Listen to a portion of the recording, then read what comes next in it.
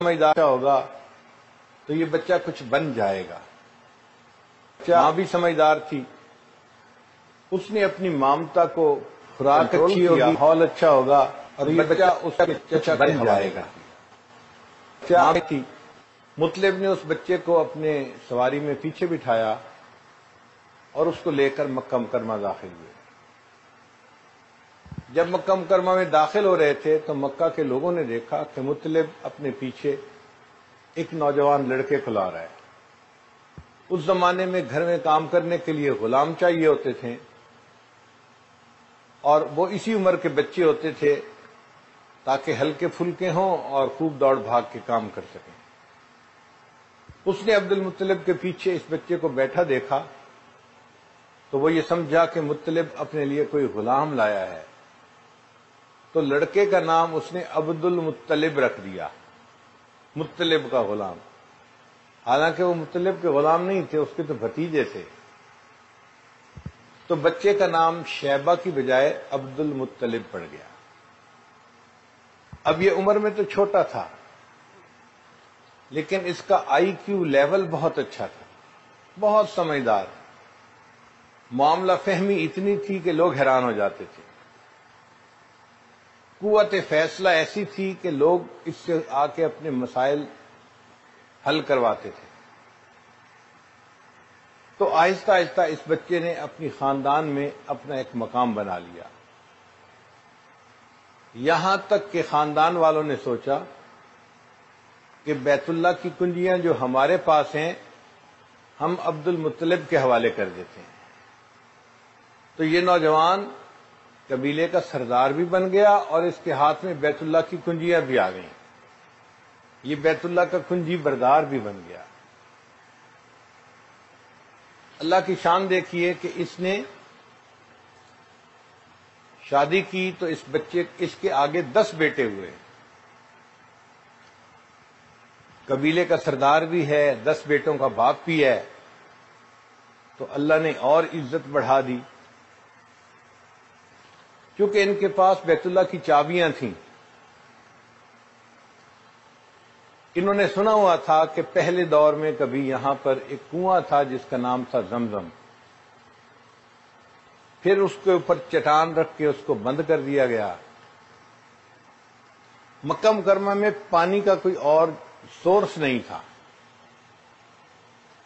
اس لیے لوگ وہاں آتے تھے مگر چلے جاتے تھے،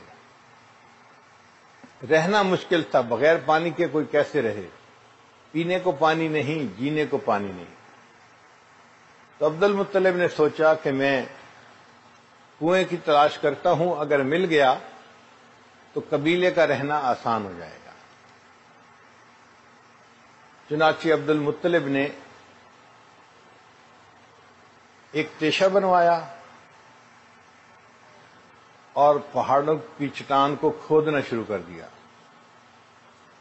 لوگ دیکھتے کہ ایک نوجوان پتھروں کو توڑ رہا ہے، پسینے میں شرابور، اوپر سے گرمی، اور وہ بھی مکہ مکرمہ کی 50 ڈگری سینٹی گریڈ۔ جیسے کوئی بندہ نہایا ہوا ہوتا ہے تو پسینے میں ان کا یہ حال ہوتا، مگر یہ نوجوان اپنی دھن کا پکا تھا، اس نے ہمت نہیں ہاری، جہاں پتھر کھودتا نیچے سے پانی نہیں نکلتا تھا۔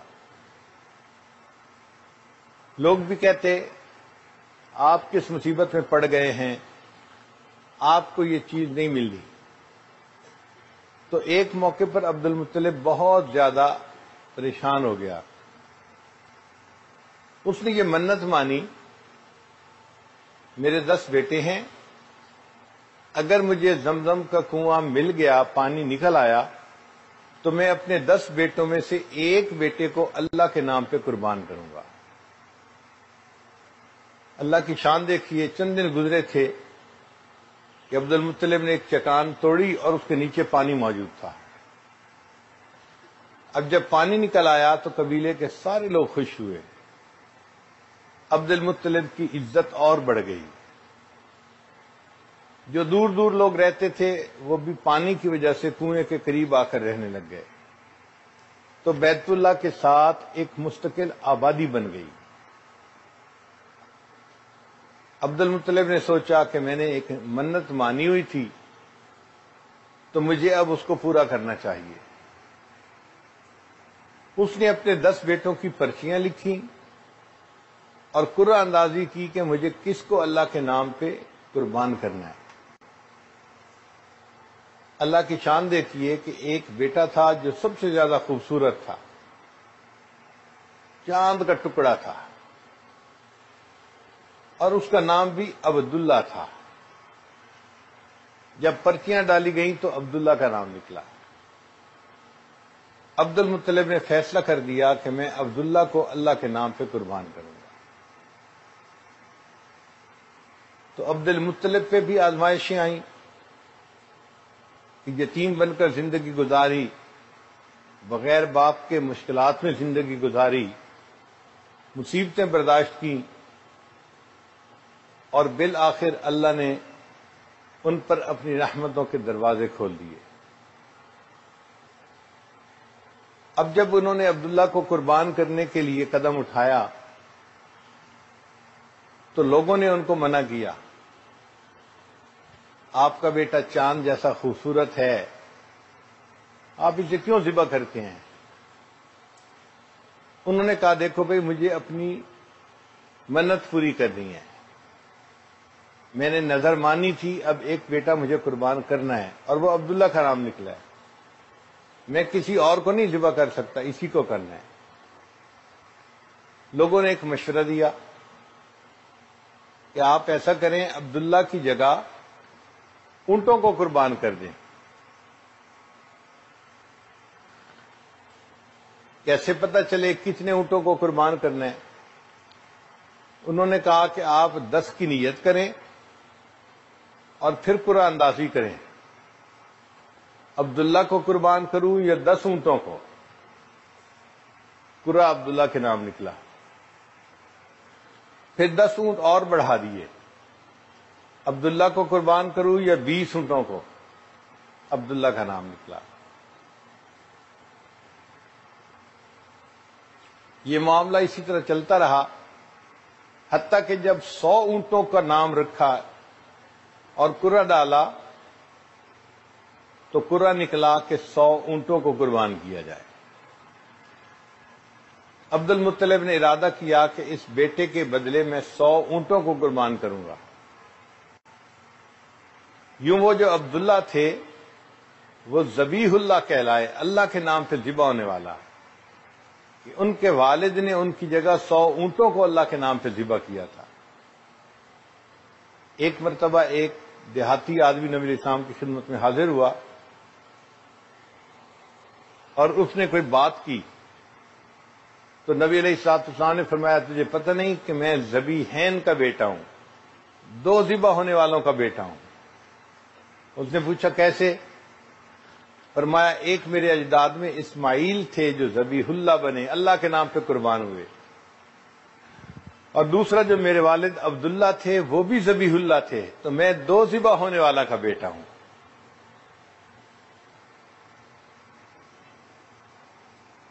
پھر تیسری آزمائش نبی علیہ الصلوۃ والسلام کی والدہ ماجدہ پہ آئی، ان کا نام تھا آمنہ۔ جب حضرت عبداللہ جوانی کی عمر کو پہنچے، ان کا چہرہ اتنا منور تھا کہ مکہ کی ہر عورت کی یہ تمنا تھی کہ میرا نکاح ان کے ساتھ ہو جائے، حتیٰ کہ کچھ عورتوں نے تو پیغام نکاح بھی بھجوائے، مگر حضرت عبداللہ نے جواب دیا کہ میرے بڑے جو فیصلہ کریں گے میں نکاح ان کے مشورے پر کروں گا۔ جب حضرت عبد المطلب نے ارادہ کیا نکاح کرنے کا تو انہوں نے سوچا کہ میں کسی اچھے خاندان میں ان کا نکاح کروں گا، تو وہ اپنے بیٹے عبداللہ کو لے کے مکہ سے مدینہ آئے۔ مدینہ طیبہ میں ایک قبیلہ تھا، اس کا نام تھا بنو زہرہ۔ اس قبیلے کی ایک لڑکی تھی،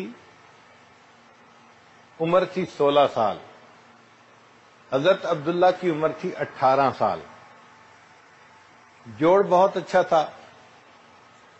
بچی کے اندر جو صفات ہونی چاہیے وہ تمام صفات تھیں. بہت سلجھی ہوئی تھی، تحمل مزاج تھی، اچھے اخلاق والی تھی، تواضع تھی، خوبصورت تھی، خوبصیرت تھی، ہر صفت اس کے اندر تھی. چنانچہ عبد المطلب نے اس کے لیے رشتہ مانگا. گھر والوں نے خوشی سے رشتے پر ہاں کر دی اور حضرت عبداللہ کا نکاح ہو گیا. رخصتی ہو کر وہ بچی مکہ مکرمہ میں آ گئی.